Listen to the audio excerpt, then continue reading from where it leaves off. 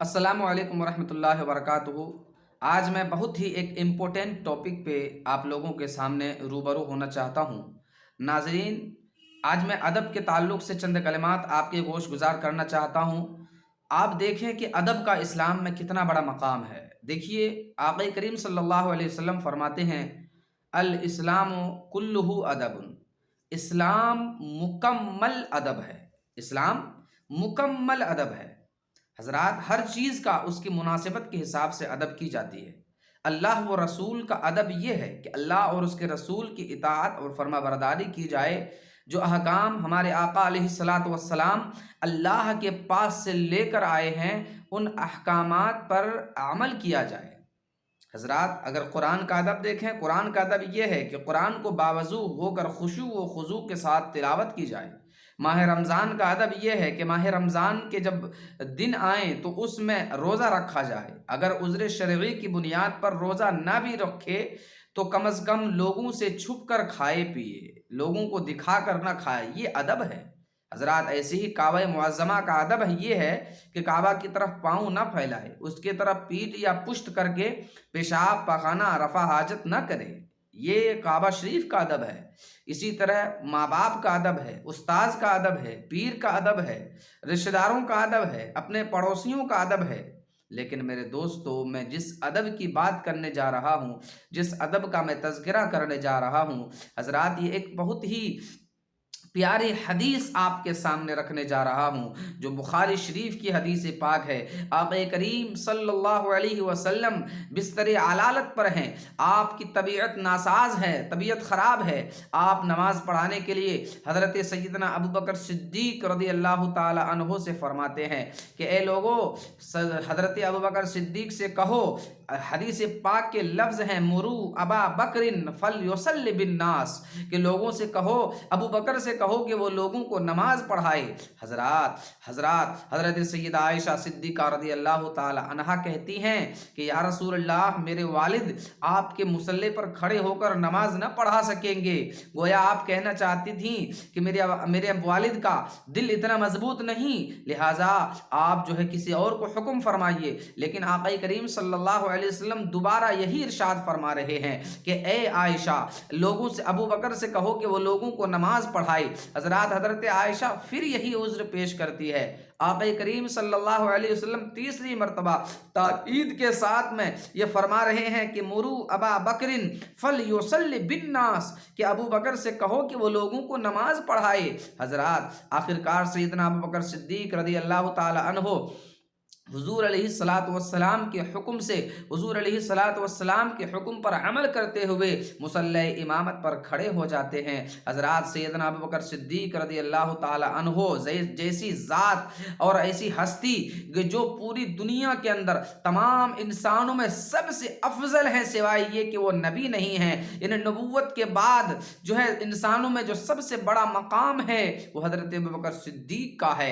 حضرات، ہم کہتے ہیں نا، اہل سنت و جماعت نے اگر عشق کرنا سیکھا ہے، محبت کرنا اگر ہم نے سیکھا ہے، تو وہ بھی جناب صدیق اکبر رضی اللہ تعالی عنہ سے سیکھا ہے۔ سنیے، اب سرکار علیہ الصلاۃ والسلام اپنی حجرہ مبارکہ سے باہر تشریف لے آتے ہیں، حضرت ابو بکر صدیق کے قریب آتے ہیں تو صحابہ کرام جو ہے وہ پلٹ کر اپنے چہرے کو پھیر کر سرکار علیہ الصلاۃ والسلام کی طرف تک رہے ہیں، سرکار کو دیکھ رہے ہیں اور اپنی تالیاں بجا رہے ہیں، یعنی ابو بکر صدیق کو کہہ رہے ہیں گویا کہ سرکار تشریف لا چکے ہیں، اے ابو بکر صدیق۔ حضرات، سرکار علیہ الصلاۃ والسلام جب حضرت ابو بکر صدیق کے قریب پہنچ گئے، حضرت صدیق اکبر کو پتہ چل گیا، صدیق اکبر رضی اللہ تعالی عنہ پیچھے ہٹنے لگے۔ آقا کریم صلی اللہ علیہ وسلم نے انہیں جو ہے مصلی پر کھڑا رہنے کا حکم دیا اور نماز پڑھانے کا حکم دیا، لیکن ابو بکر صدیق رضی اللہ تعالی عنہ پھر بھی پیچھے ہٹ گئے۔ سرکار علیہ الصلاۃ والسلام نے اب نماز کو مکمل کی۔ میرے دوستوں اور بزرگوں، پھر حضرت جب نماز مکمل ہو گئی، سرکار علیہ السلام نے حضرت ابوبکر صدیق سے پوچھا، اے صدیق اکبر، جب کہ میں نے تجھے حکم دیا تھا کہ نماز پڑھاؤ تو کس چیز نے تمہیں مصلی سے پیچھے کر دیا، یعنی تم کیوں پیچھے آ گئے؟ حضرات، تو حضرت ابوبکر صدیق رضی اللہ تعالی عنہ نے جب جو پیارا جواب دیا ہے، جو آپ نے سرکار علیہ الصلاۃ والسلام سے عرض کیا ہے، بڑے ہی قابل غور لفظ ہے۔ حضرات حضرت ابوبکر صدیق کہتے ہیں یا رسول اللہ ابو قحافہ کے بیٹے کی کیا مجال کہ وہ آپ کے مصلی پر کھڑے ہو کر جو ہے وہ نماز پڑھائے، آپ کے آگے نماز پڑھائے۔ ابو قحافہ کے بیٹے کی یہ مجال نہیں۔ حضرات یہ نہیں کہا کہ صدیق اکبر کی یہ مجال نہیں، بلکہ یہ کہا کہ ابو قحافہ کے بیٹے کی یہ مجال نہیں کہ وہ آپ کے مصلی پر آپ کے آگے کھڑے ہو کر نماز پڑھائے۔